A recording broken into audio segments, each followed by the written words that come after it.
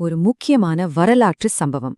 அது நடக்கிறதுக்கு பல 100 வருஷத்துக்கு முன்னாடியே ரொம்ப துல்லியமா ஒரு பழங்கால பாடல் அதை விவரிச்சிருந்தா எப்படி இருக்கும்?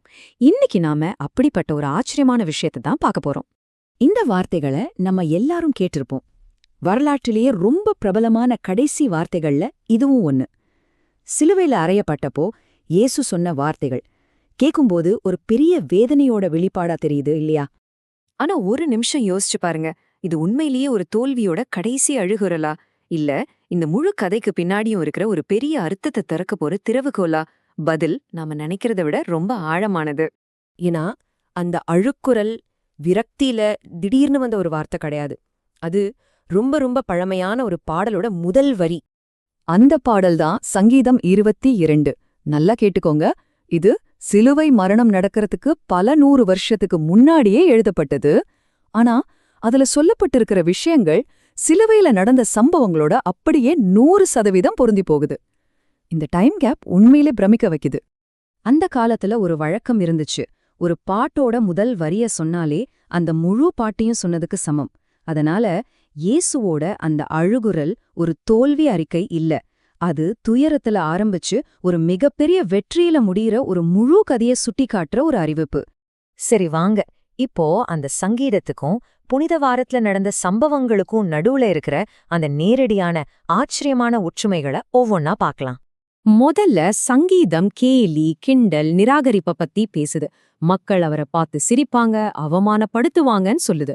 இப்போ புனித வாரத்துல என்ன நடந்துச்சுன்னு பாருங்க.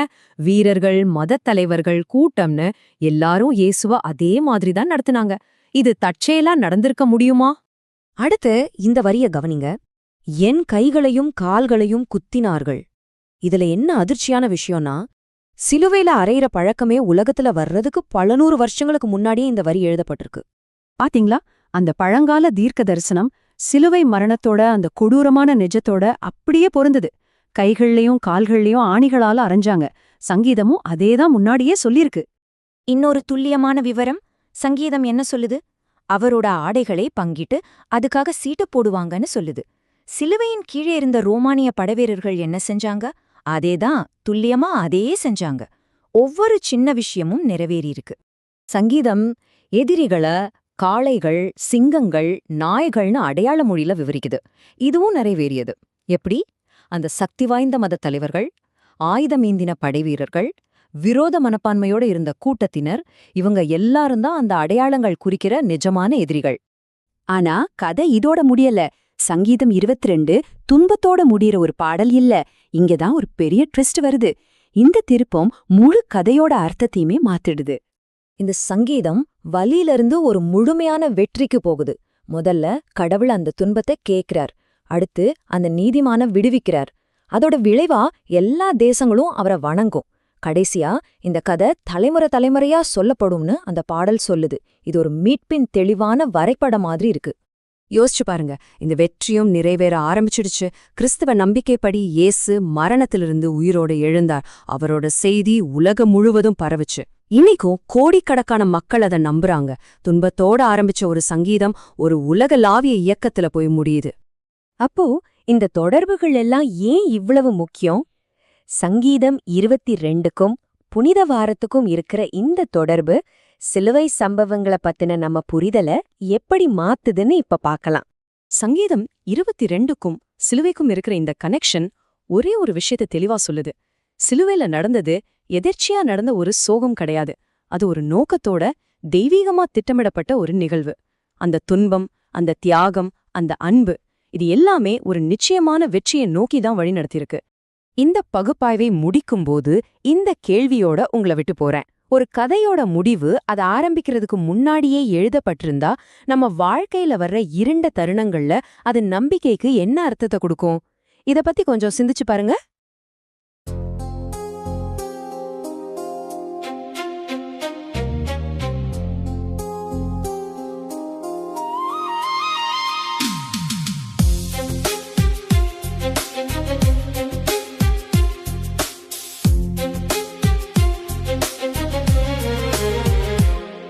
என் தேவனே, என் தேவனே, ஏன் என்னை விட்டீரே?